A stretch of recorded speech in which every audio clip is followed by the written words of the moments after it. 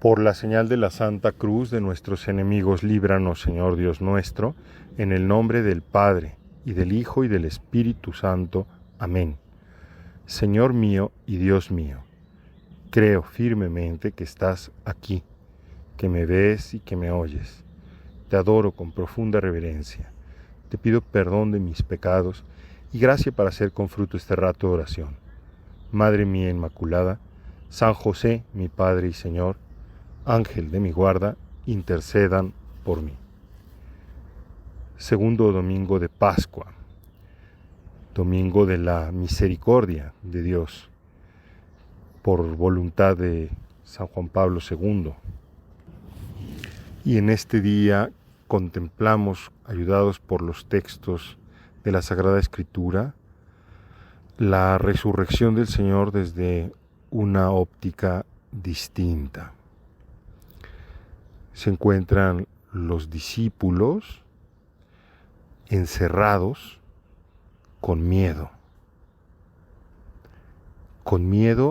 porque han crucificado a su maestro. Nosotros podemos imaginarnos lo que eso significa, estos jóvenes y estos hombres, unos que han empeñado todo su proyecto de vida, otros que han dejado todo para seguir al maestro, y que en un momento dado, a pesar de los signos que les hacían entrever la realidad sobrenatural que se estaba jugando en Jesús, sin embargo se tienen que enfrentar al acontecimiento brutal de su crucifixión, ver a su maestro ensangrentado, humillado y morir en la cruz, traspasado incluso con ese golpe mortal que se daba a los ajusticiados para estar seguros de que habían muerto, la lanza en el costado del maestro. Y ellos desde luego que tienen miedo, pavor de que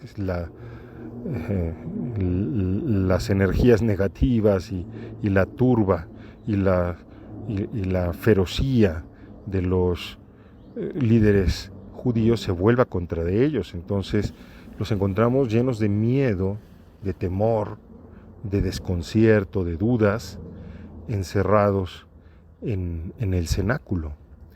Y es allí donde Jesús se aparece en medio de ellos.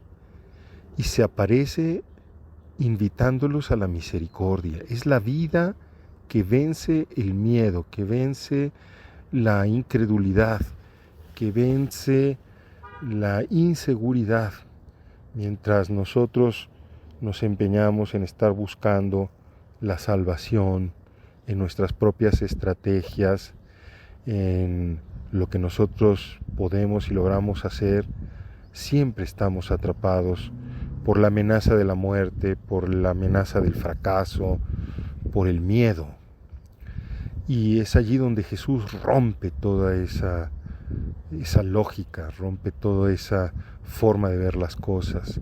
La vida aparece allí donde está el miedo todo encerrado, traspasa eso y allí le contemplamos a Él que nos muestra las señales de su victoria. Pero allí no se encuentra Tomás. No se encuentra Tomás. Y la ausencia de Tomás para nosotros es muy importante, porque Jesús dice 8 días después, cuando los discípulos estaban de nuevo reunidos. Fíjate qué maravilla. Aparece el domingo, 8 días después, el primer día de la semana, el primer día de la nueva creación, el día en que los discípulos se congregan. Y allí esta vez sí está Tomás. Y Jesús le muestra las señales de los clavos, le hace meter su mano en su costado abierto. No seas incrédulo, sino cree. Dichoso tú, Tomás, porque ahora crees, porque has visto, porque Tomás contesta con esa profesión máxima de fe que se puede hacer y que está en el Nuevo Testamento. Señor mío y Dios mío, Kyrios, el reconocimiento de Jesús como Dios, Señor mío y Dios mío. Y Jesús le dice, bienaventurado tú porque tú has creído porque has visto. No tiene eso nada de extraño. Los discípulos también habían creído porque habían visto. Pero la parte más importante es la siguiente, la que está dicha para ti y para mí. Bienaventurados todos aquellos que creerán sin haber visto. Pero no nos perdamos. Tomás, el que es el gemelo, el dídimo, que aquí está a subrayar que es hermano. El gemelo es el que es hermano por antonomasia, lo es desde el vientre materno, que comparte la misma vida. No se encuentra el día de la resurrección con los discípulos. Y entonces no ve al Maestro, porque a Jesús solamente lo vemos cuando estamos reunidos en la fraternidad y en la fracción del pan. Hoy tanta gente se aparta de la fe también porque no hace la experiencia de la comunidad cristiana, porque no asiste a la Santa Misa. Comienza por faltar a la misa, por faltar a la experiencia de la fraternidad.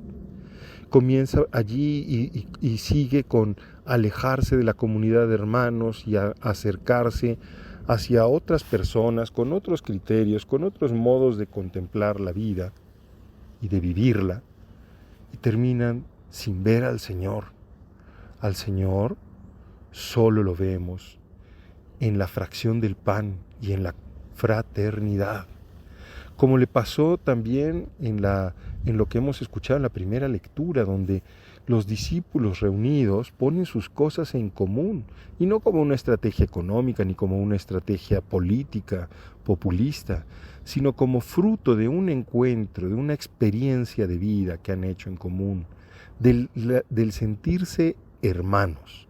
No quiero decir con esto que directamente tengamos que imitar un ejemplo que históricamente dio muestras de que no era ese el camino, sino que la fraternidad y lo que implica esta condivisión, esta preocupación por el otro, esta vida compartida, significa.